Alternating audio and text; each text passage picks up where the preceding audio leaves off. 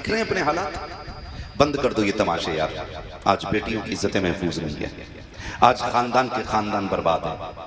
आज जो दुश्मन के निशाने पे आ जाता है वो बच नहीं रहा है। और हद तो तब हो जाती है जब अपने ही गिरबान में झांक के देखो तो अपना ही हाथ होता है यार। हद हो जाती है, हद हो जाती है जब अपने ही गिरबान पे अपने ही हाथ होता है ना, फिर हद होती है। मारने वाला कौन का ला इलाहा इल्लल्लाह जिसने पढ़ा है, मरा कौन है कि जिसने ला इलाहा इल्लल्लाह पढ़ा है। अपने सीने अपनी गोलियां आ गए। हम किस मकाम पे आके खड़े हो गए। ओ भाई, अगर दौलत का खुमार है तो उतार दो। अगर तरक्की का आपके शहर दिमाग के अंदर नशा चढ़ा है तो इसे उतार के फेंक दो। रह गई दौलत की बात तो तुम्हारी दौलत कारून से ज्यादा तो नगी है। शद्दाद हामान से ज्यादा तुम्हारी ताकत तो नगी है। नमरूद से बड़ा मर्द तुम्हारे पास ताकत और सल्तनत तुम्हारी नमरूद से ज्यादा नगी है। लेकिन जाओ, खुदा की कसम खा के कहता हूं, अगर अब भी नशा ना उतरता हो तो आप ही की बस्ती में कब्रिस्तान भी होगा। वहां टूटी हुई कब्रें भी होंगी, वहां पे गले हुए कफन भी नजर आते होंगे। वहां जाकर के आप देखिए हड्डियां आपको नजर आएंगी। वहां जाकर के आप देखिए कफन के धागे नजर आएंगे। फिर जाकर के कब्र वालों से पूछो क्या तुम्हारा वजूद नहीं था? वो कहेंगे हम अपने दौर के सेठ थे, हम अपने दौर के अमीर थे, हमारे सामने किसी के नजर नहीं उठा करती थी। हमारी ताकत का आलम यह था जिधर से गुजर जाते थे लोगों के पित्ते पानी हो जाते थे। अब क्या हुआ कि तुम्हारा सेठ साहब, प्रधान साहब, अब क्या हाल है पहलवान साहब? तो कब्रों से गले हुए धागे कहेंगे हम समझते थे कि जो दुनिया का वजूद है वही सब कुछ होता है, जो दुनिया की ताकत है वही सब कुछ होती है। लेकिन कब्र में आके पता चला कि क्या दुनिया का सिक्का नहीं, मदीने वाले की गुलामी का सिक्का चला करता है। जाओ कब्रों वालों से जाके पूछो, बताओ तो सकी कब्रों का जायका कैसे लगा के उनकी कब्रों से आवाज आएगी हुए नाम पर बेनिशा कैसे कैसे, जमीन खा गई आसमां कैसे। बेशक बेशक, हक है वाह वाह बस। अगर आप अमीर हो बेशक तो उतार दो इस नशे को। मरना है, बेशक क्या बेशक, होना है? मरना है बेशक। तैयारी है? नहीं है। कोई तैयारी जब मेरी तैयारी नहीं है, इन उलमा की तैयारी नहीं है, बड़े से बड़े पीर से पूछो का तैयारी कोई नहीं। तैयारी कोई नहीं है। क्यों? किस चीज पे नाज करेंगे? सजदे, जिन सजदों में पूरे गोश्त का हिसाब लगाते वो। बेशक, कयाम, जिसमें पूरे खेत के आलूओं का हिसाब लगा दिया वो। सच है। कायदा, जिसमें बैठ करके करवट वाले के कपड़ों का हिसाब लगाते रहे वो क्या कायदा? हमारी नमाजें भी दुनिया से खाली नहीं यार। या तो हम सजदे करते ही नहीं, और करते भी है तो ये सोच के करते हैं ताकि लोग नमाजी समझें, वो नमाजें बचाएंगी हमें ना। खुदा की कसम, बरेली वाला कहता है एक मैं क्या मेरे एशिया की हकीकत कितनी, मुझसे 100 लाख को काफी है इशारा तेरा। हाँ आका, अगर कोई है, अगर कोई नाज की बात हमारे पास तो वो ये है कि हम तेरे हैं तू हमारा है। बेशक बेशक, ये फाइनल सिर्फ ये है, हम तेरे हैं और तू बेशक। हम पूरी दुनिया कहते हैं, पूरी जिंदगी कहते रहे हम हुजूर के, हम हुजूर के। क्या बनता है? कुछ भी तो नहीं। हुजूर एक बार कह देना ये मेरे हैं तो बेड़ा ही पार हो जाएगा। बेशक बेशक, बेदाम वारसी ने क्या कहा था? इतना तो करम करना, बेशक ऐ बेशक, चश्मे करीम आना, जब जान लबों पर हो तुम सामने आ जाना। क्या बात हो महशर में मैं सजदे किए जाऊं, तुम हंस के कहे जाओ दीवाना है दीवाना, है ना। सारा मामला हुजूर की वफा पर है। किस पर है? हुजूर की वफा पर है सारा मामला। भाई ज़िशान, खुदा तुझे सलामत रखे। तेरे चेहरे पे 4 बाल हैं, दाढ़ी के हैं तो सही ना। सही बात। कई बार तो बंदे बिल्कुल चिकने होके जाते हैं, मूंछ भी मुड़ा दी, दाढ़ी भी मुड़ा ली, देखने में मर्द लगता ही नहीं। मैं इस टॉपिक पे ज्यादा बात नहीं करूंगा, बस कुछ समझाना चाहता हूं। अंदाज़े में मेरा बहुत शौक नहीं है, शायद कि उतर जाए तेरे दिल में मेरी बात। रात बहुत ज्यादा हो गई है, कभी मुकम्मल सुनना हो ना तो सही वक्त पे बैठाइएगा। बेशक बेशक, तैयार है कड़ी बातें सुनने के लिए? जितने तैयार हैं बोले जरा या रसूल अल्लाह। बिल्कुल हजरत, सब तैयार है। क्या बात है, क्या बात है। सदके जाऊं आपके, है ना। सब तैयार है। मैं भी अगर थका ना होता, वो इतना जगह ना होता और दूल्हा की फिक्र ना होती, निकाह हो चुका होता ना, तो मैं भी फजर तक बोल लेता। बेशक बेशक, है ना। अपने ऊपर नहीं, दूल्हा पे रहम करना है। बेशक, ठीक है इंशाल्लाह। इनकी हालत देख के कोई दूल्हा तैयार नहीं होगा जलसा कराने। हाँ हजरत, बिल्कुल सही है। मौलवी 3 बजे तक रगड़ता है स्टेज, भाई रगड़ना नहीं है, ठीक है ना। मैं देख रहा हूँ बारात आ चुकी है जी जी, और दूल्हा तैयार होकर मिंबर पे बैठा है, बाल हैं चेहरे के, दाढ़ी के, लोग मुंडा के जाते हैं। ओ भाई, कम से कम इतनी वफा कर लो कि चेहरों पे दाढ़ियां सजा लो। कह रहा मौलवी साहब तुम्हें पता नहीं दौर बड़ा खराब है, लोग गला काट देंगे। मैंने कहा तेरा मोहल्ले में गला कट रहा है, ये मौलवी हिंदुस्तान घूम रहा है। और दाढ़ी की बरकत हजरत बता दे, बेशक हक है। दाढ़ी की बरकत। बस में बैठो, करवट में कोई बैठने तैयार नहीं, सही बात है। आपने भी देखा होगा ना, बैठने तैयार, बैठ भी रहे तो डर डर के बैठ रहे, कहीं फट ना जाए। यही दिमाग लगा रखा लोगों ने। तवज्जो है ना सारे लोगों की। मैं बस बताना चाह रहा हूँ, मैं बस में बैठे रोड पे, वो सॉरी फ्लाइट से उतरे तो वो बस होती है ना, इंडिगो बस, एयर इंडिया बस, ये होती है ना, उसमें लेके मैं बैठ गया। अब कोई बैठता ही नहीं मेरी करवट में, सॉरी ऐसे देख रहे। मैं समझ गया, मैंने कहा वाह रे हुजूर की सुन्नत, लोगों को एक के बैठने की जगह नहीं मिलती, मेरे लिए पूरी सीट खाली करा दी है। सुभान अल्लाह, बेशक बेशक। नहीं दाढ़ी नहीं रखनी है मौलाना, दाढ़ी तो दौर बहुत खराब है। मैंने कहा रख दाढ़ी, तो माइक का लाल कोई जना ही नहीं है, दाढ़ी पूरी रख जो आसानी से तेरे सामने आ सके। बेशक बेशक हक है। हाँ भाई, इस बात से दाढ़ी मुंडा देंगे हम कि जान का खतरा है, इस बात पर टोपियां उतार देंगे कि जान का खतरा है, इसलिए कुर्ते पजामे बदल देंगे कि जान का खतरा है। सुनो, किसी दुश्मन की बंदूक की नाल में उतनी गोलियां नहीं है जितने हुजूर के आशिकों के सीने चौड़े होते हैं। सुभान अल्लाह, बेशक बेशक। हम बिला वजह में दाढ़ियां बंद कर दें अपनी, हम रखेंगे, लोग गले काटते रहे, दाढ़ियों की तादाद बढ़ती रहेगी। बेशक सुभान अल्लाह। रखता ही नहीं, कहना मौलाना खतरा, मैं बाहर जाता हूं। क्यों? जो दाढ़ी वाला बाहर गया लौटा ही नहीं, क्या हुआ? लोग दाढ़ी नहीं रखते। ओ भाई रखो दाढ़ी, रखो, एक तोहफा हुजूर को दे दो। आगे कह रहा मौलाना मेरे अब्बा मर गए, क्या अमल करूं, कौन सी नेकी करूं जो अब्बा बख्शा जाए? मैं कहता हूं सिर्फ एक कसम खा, जनाजे पे खड़े होके, दाढ़ी नहीं है ना तो जनाजे पे खड़े होकर रुख मदीने की तरफ कर, काका अपने बाप की जन्नत की नियत से आपकी सुन्नत की नियत कर रहा हूं। सुभान अल्लाह, सुभान अल्लाह। मैं नहीं जानता तेरे तीजे के चिन्हों में कितनी बार कलमा पढ़ा जाएगा, कितने लोगों के पढ़ने का सवाब मिलेगा, कितनों के नहीं, लेकिन बाप के जनाजे पे खड़े होकर के दाढ़ी रखने का वादा कर। खुदा की कसम, जब कब्र में तेरा बाप जाएगा, फरिश्ते मुस्कुरा के कहेंगे गुनाह तो बड़े करके आया है, लेकिन तेरे जनाजे पे खड़े होके तेरे बेटे ने बड़ी कसम उठा ली है, हुजूर की सुन्नत रखने का वादा किया है, जा रुखसती का मदीने से तेरी कब्र में पैगाम भिजवा दिया है। सुभान अल्लाह, सुभान अल्लाह, बेशक बेशक, जिंदाबाद। रखते, उनसे रिश्ते मजबूत कर लो, उनसे ही कर लो।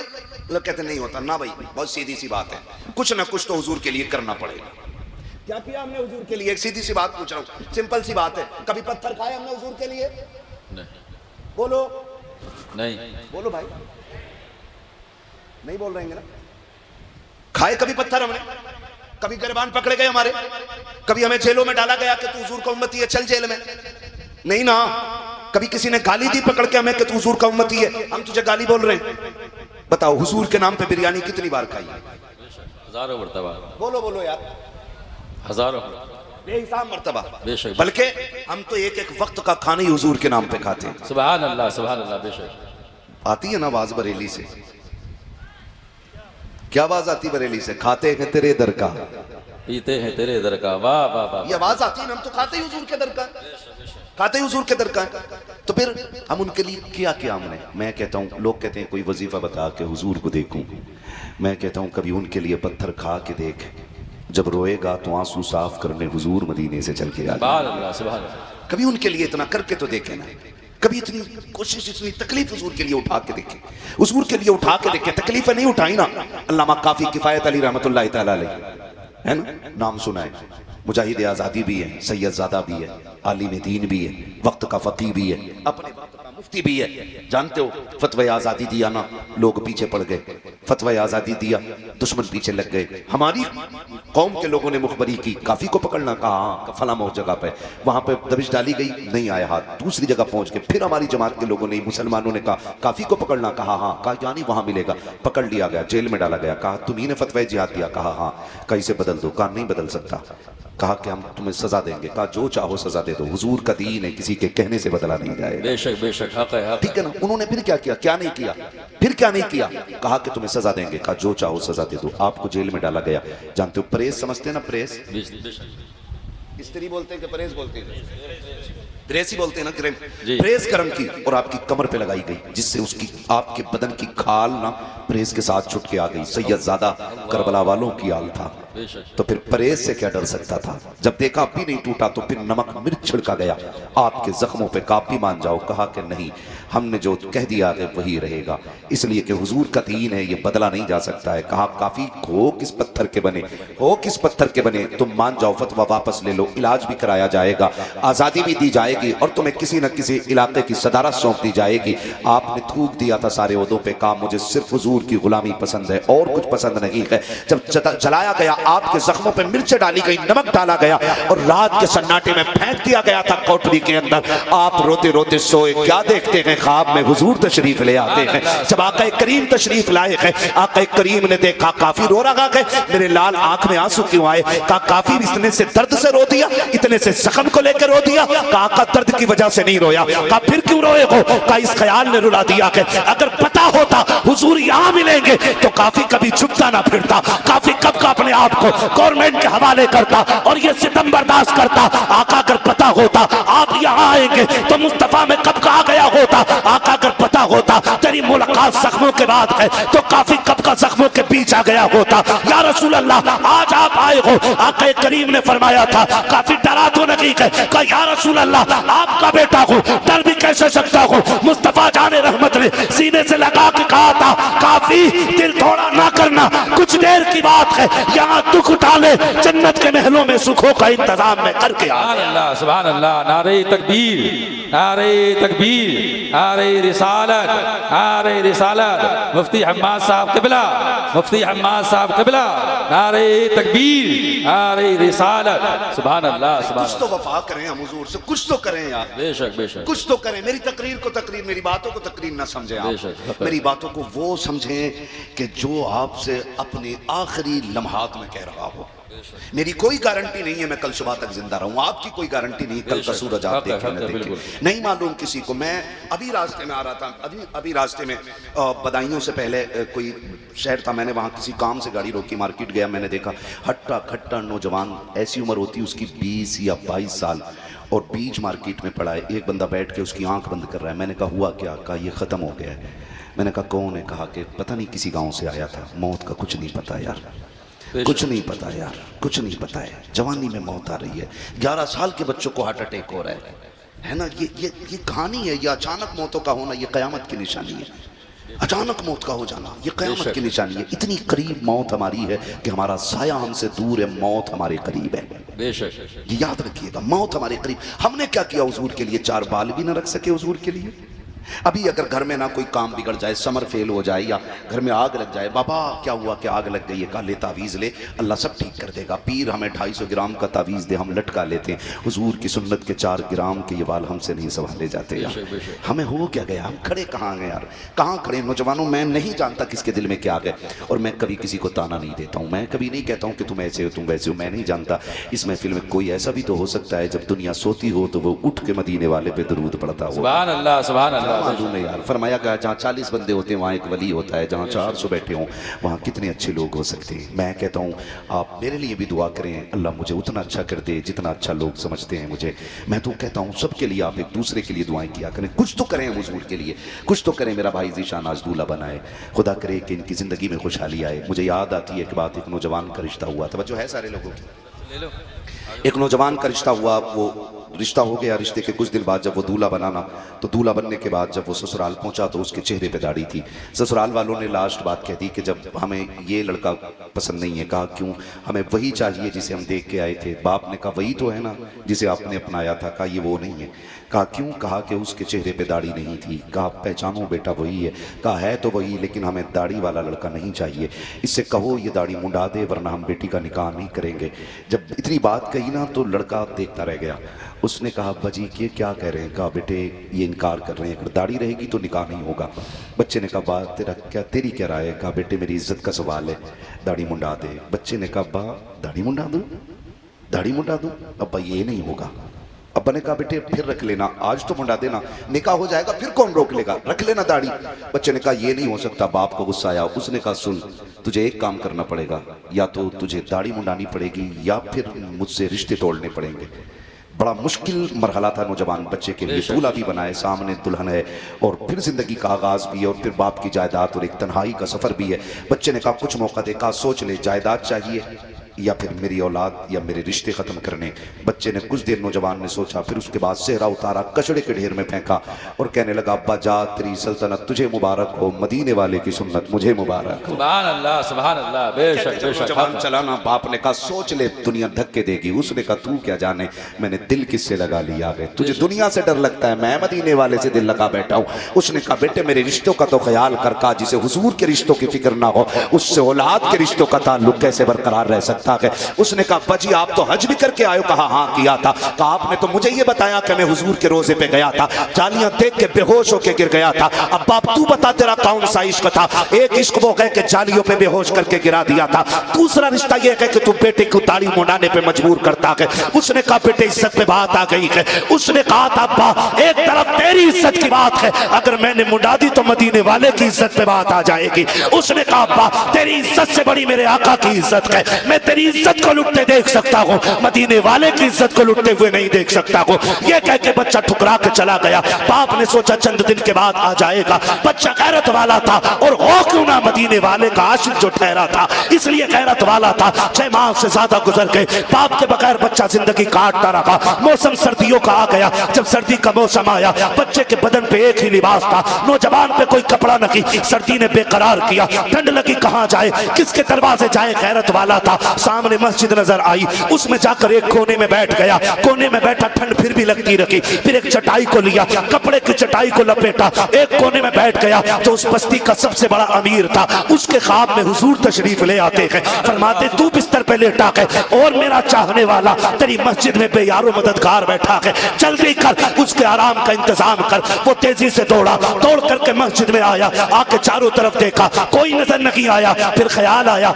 हुजूर ने बताया कि कोई ना कोई तो है जरूर, अगरचे मुझे नजर नहीं आ रहा है। उसने चारों तरफ तलाश किया, जब सबको उठाया उसने सबको खोला, उसके अंदर सुकड़ा हुआ नौजवान निकला। उठाया घर लाया, आलिशान बिस्तर पे लेटाया, सुबह को उठा करके नया लिबास दिया, अच्छे खाने खिलाए। नौजवान ने कहा इजाजत दीजिए अब मैं जाना चाहता हूँ। कदमों में बैठ गया अमीर, कहने लगा 4 दिन मेरे घर मेहमान बन जा। कहा तू अमीर ज्यादा है, मैं परदेसी हूँ, मेरे कदमों में क्यों बैठा है? कहा कोई तो नेकी करके आया है जो तू हुजूर की आंखों की ठंडक बन बैठा है, कोई तो इबादत तूने की है जिसकी वजह से हुजूर को तुझसे प्यार हुआ है। कहा कहना क्या चाहता हो, मैं नहीं समझ पा रहा हूँ। जवान ने इतना कहा है। अमीर कहता यार वो राज बता दे जिस राज ने तुझे हुजूर के करीब कर दिया है। कहा क्या कहना चाहते हो? कहा वो रिश्ता क्या है जिस रिश्ते ने तेरे दर्द को हुजूर के सीने में जिंदा किया और आका मेरे ख्वाब में आके तेरे बारे में बता के गए हैं। उसने इतना सुना चीख मार के रो देता है, कहता यार तुझे क्या बताऊं, मैंने एक काम किया है आका के लिए,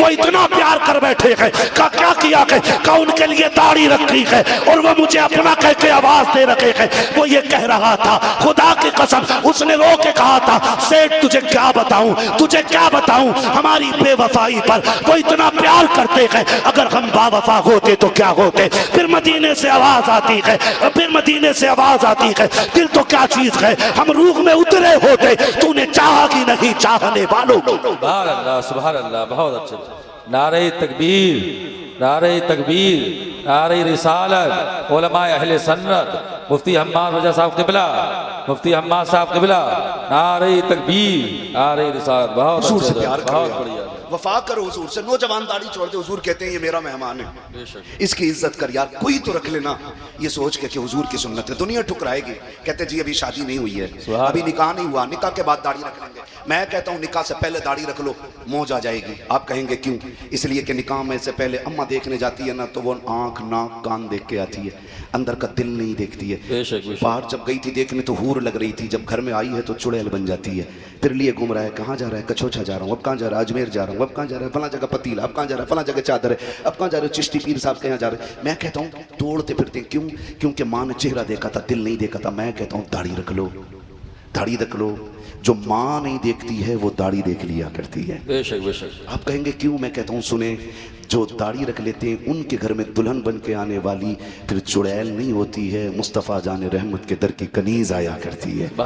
इसलिए पहले दाढ़ी रखो, पहले दाढ़ी रखो, घर अच्छे हो जाएंगे। पहले दाढ़ी रखो, जिंदगी खूबसूरत हो जाएगी। पहले दाढ़ी रखो, फिर माँ ऊपर से देखेगी, दाढ़ियाँ अंदर के फैसले कर देती है। इसलिए अगर चाहते हैं घर अच्छे बने तो कनीज़ फातिमा ज़हरा से निकाह करें। नौजवानों से कहूँगा खुदारा हुजूर के लिए कोई ना कोई एक सुन्नत मजबूती से थाम लें। बस आखिरी बात, रोज़ाना कम से कम हर बंदा 10 मरतबा हुजूर पे दरूद पढ़ लिया करे। सुभान अल्लाह, सुभान अल्लाह। इसी मेरी आखिरी बात है, हुजूर पे रोज़ाना 10 मरतबा दरूद पढ़ लिया करें। 10 मरतबा क्यों क्यों क्यों? इसलिए कि हम रोज़ 10 मरतबा हुजूर पे दरूद पढ़ेंगे तो एक ख़त की शक्ल में रोज़ मदीने जाया करेगा।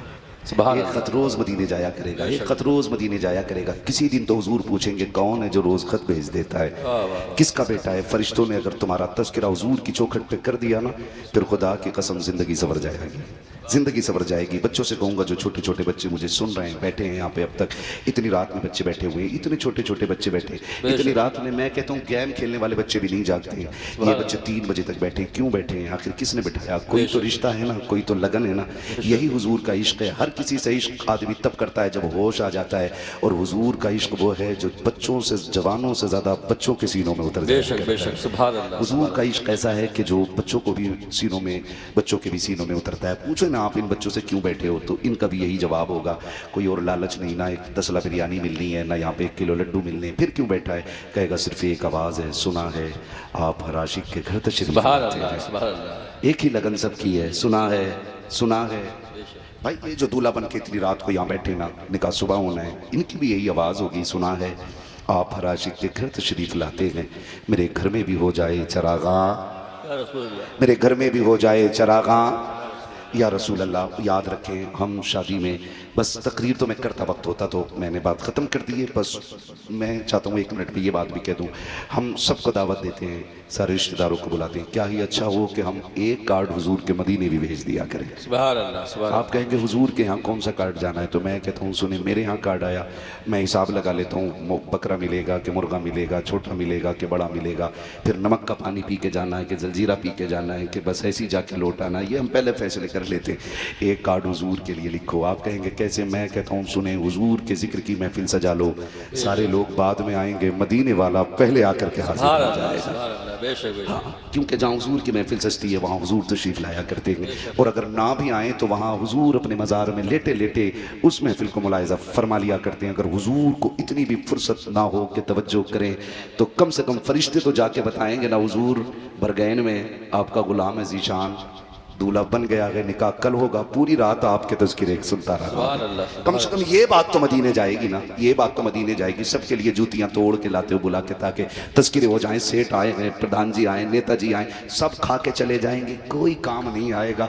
एक कार्ड हुजूर के यहाँ जिक्र का भेज दिया करो, खुदा की कसम यहाँ आएंगे तो ये महफिल भी कामयाब हो जाएगी, और मैदान क़यामत वाली महफिल भी कामयाब हो जाएगी। वहाँ भी महफिल लगनी है, काश महशर में जब उनकी आमद हो, और भेजे सब उनकी शौकत पे लाखों सलाम, तो मुझसे खिदमत के कुछ सी कहे हाँ रजा, मुस्तफ़ा जाने रहमत पे लाखों सलाम। जहाँ ये सलाम भी होना है, इंशाल्लाह करेंगे, इंशाल्लाह करेंगे, इंशाल्लाह। फरमाया गया वाम्मा बिनिअमति रब्बिका फहद्दिस, अपने रब की नेमतों का खूब खूब तज़किरा करो, खूब खूब चर्चा करो।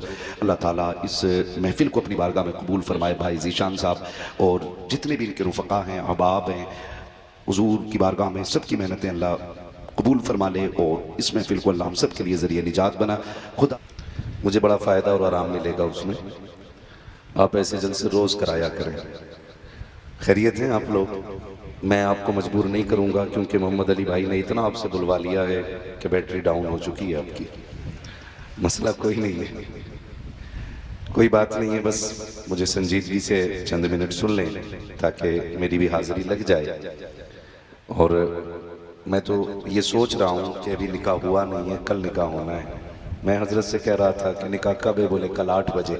मैंने कहा दूल्हा कहाँ मिलेगा? हाँ भाई, 8 बजने में कितने घंटे बचे मोहम्मद अली भाई? 5 घंटे बचे, ठीक है ना। 6 घंटे की नींद बड़ी लाजिम होती है, ज़रूरी नहीं है 3 बजे उठ के जाएं तो जाते ही सो जाएं, ठीक है ना। सही वक्त पे इंशाल्लाह निकाह भी होगा, और सही वक्त पे सलातो सलाम भी होना है। खुदा आपको सलामत रखे। आपकी मोहब्बतों का शुक्रिया कि इतने वक्त तो दरख्त भी सो जाया करते हैं, आप तो फिर भी इंसान हैं, जाग रहे हैं। ये मोहब्बतें हैं आपकी, अल्लाह आपको जज़ाए खैर दे। थोड़ी देर मुझे मोहब्बतों से बर्दाश्त कर लें। मैं जानता हूँ कि कड़वे आदमी को शुरू में वक्त दे दिया जाए तो अच्छा लगता है, क्योंकि एक तो वैसे ही वो कहते हैं ना, एक तो थी कड़वी और चल गई नीम के पेड़ पे, करेले की बेल, तो और ज़्यादा कड़वाहट आ जाती है। तो बातें कड़वी रहती हैं, ऊपर से फिर मोहम्मद अली भाई के बाद बोलने मिले तो जाहिर है ना, इतनी मीठी नहीं होती। खैरियत है ना सारे लोग? जरा कह दें या रसूल अल्लाह। या अल्लाह जितने लोग कुआरे हैं, माँ बाप की आंखों के तारे हैं, कुछ दुआ भाई मोहम्मद अली ने कर दी थी और कुछ कह दिया कि तुम कर देना, तो जो मेरे हिस्से की रह गई मैं पहले कर दे रहा हूँ। खुदा इन जवानों को सलामत रखे और खुदा इनकी ज़िंदगी में वो दिन लाए कि इनके भी सेहरे बंधे और इनके भी माँ बाप की आंखों की आंखें ठंडी हों और खुदा हर जवान के माँ बाप को ये मुबारक दिन दिखाए। आमीन कह सकते हैं?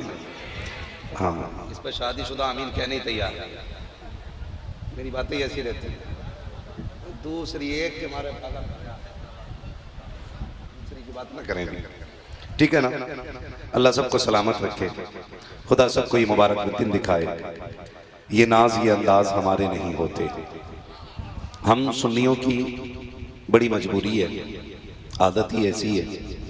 दुख मिलता है तब भी नबी नबी करते हैं और सुख मिलता है तब भी नबी नबी करते हैं, इसलिए कि हम जानते हैं कि कोई भी सुख उस वक्त तक हमें नहीं मिलता जब तक हुजूर की ठोकरों से गुजर के नहीं आता है, और किसी भी दर्द का इलाज उस वक्त तक नहीं होता है जब तक मदीने वाले मसीहा का इशारा नहीं होता है।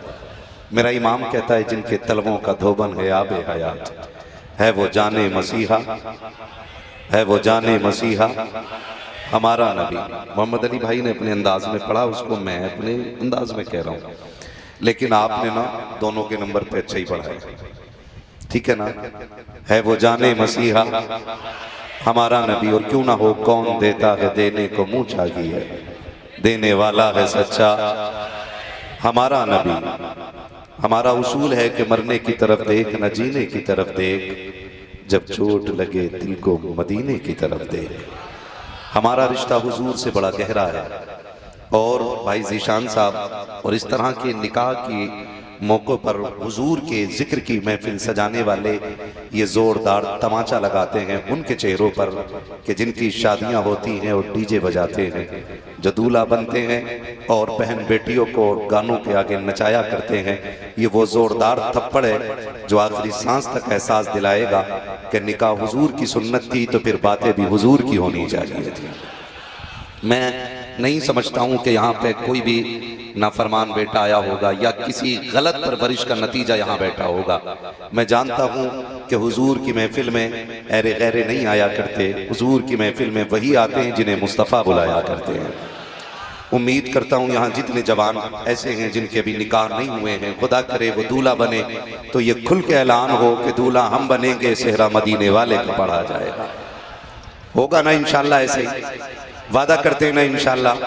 ये एक जोरदार थप्पड़ रहता है कि निकाह का मौका हो और हुजूर के तज़किरे हों तो कई लोगों मनचलों के ना तबीयत पे ये बोझ भी गुजरता है। कई बार कहते हैं लोग, अरे यार मिलाद तो 40 में भी हो जाती है, जिक्र की महफिल तो बरसी में भी हो जाती, निकाह तो एक बार होता है। मैं कहता हूँ बेटे, निकाह एक बार होता है ना तो मौत भी एक ही बार आनी है। बेशक हक है, बिल्कुल। ये जिंदगी एक बार मिलनी है, इसलिए इसको इतनी बेहतर कर लो, इतनी बेहतर कर लो कि जब जनाजे कब्र में जा रहे हो ना तो किसी को बताने की जरूरत न पड़े, तुम्हारे कफन की खुशबू कह दे, लहद में इश्क रुखे शह का दाग लेके चले, अंधेरी रात सुनी थी चराग लेके चले, तेरे गुलामों का नक्शे कदम है राहे खुदा, वो क्या भटक सके जो ये सुराग लेके चले। ये कैसी जिंदगी हमारी होनी चाहिए? ये मुख्तसर सी जिंदगी है, कम वक्त में गुजर जाने वाले ये अय्याम, ये कवारों के भी गुजरने हैं, शादीशुदा लोगों के भी गुजरने हैं। मौत उन्हें भी आनी है जो जिंदगी की खुशियों में नबी नबी करते रह गए,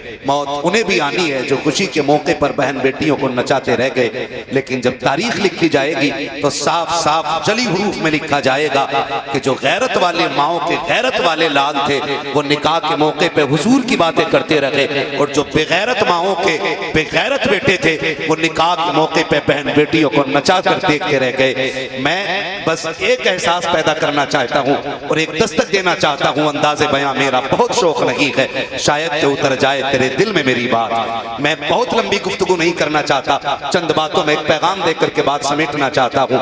अल्लाह करे आज के बाद भरगैन जैसी जमीन पर जब भी कोई दूल्हा बने, जब भी कोई दूल्हा बने, जब भी कोई दूल्हा बने, ये ऐलान साफ होना चाहिए, उम्मती हुजूर के गए तो फिर चर्चे भी हुजूर ही करें। सुभान अल्लाह, सुभान अल्लाह, बेशक बेशक, जिंदाबाद, बहुत अच्छा है, बहुत बढ़िया।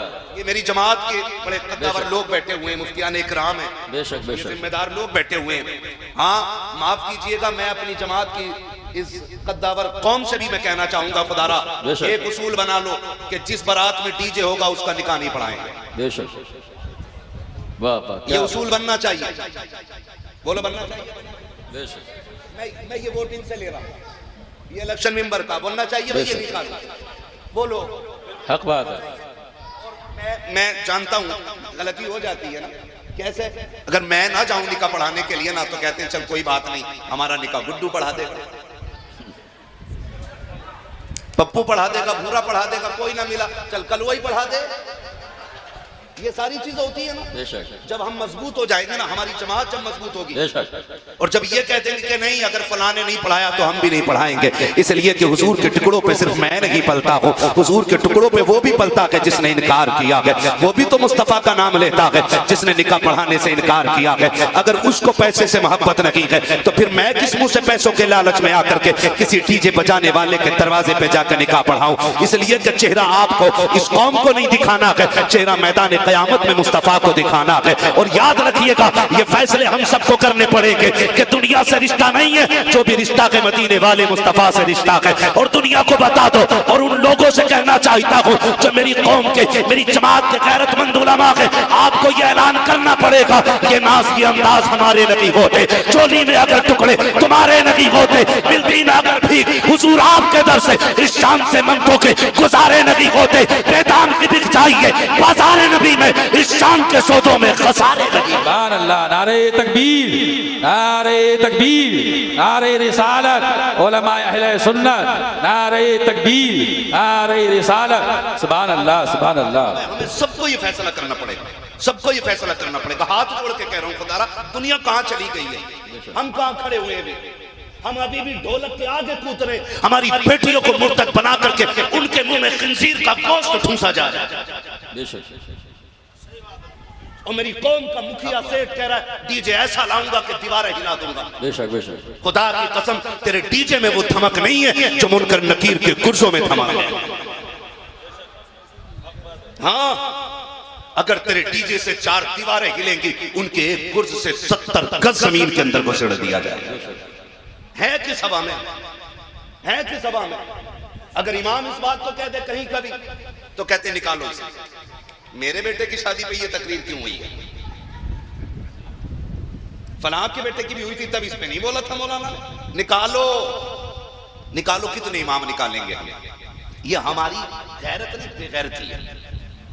हम अगर अपनी गलती सुधारने वाले को हटाना चाहते हैं सामने से, तो इंसानियत नहीं, ये शैतानियत है।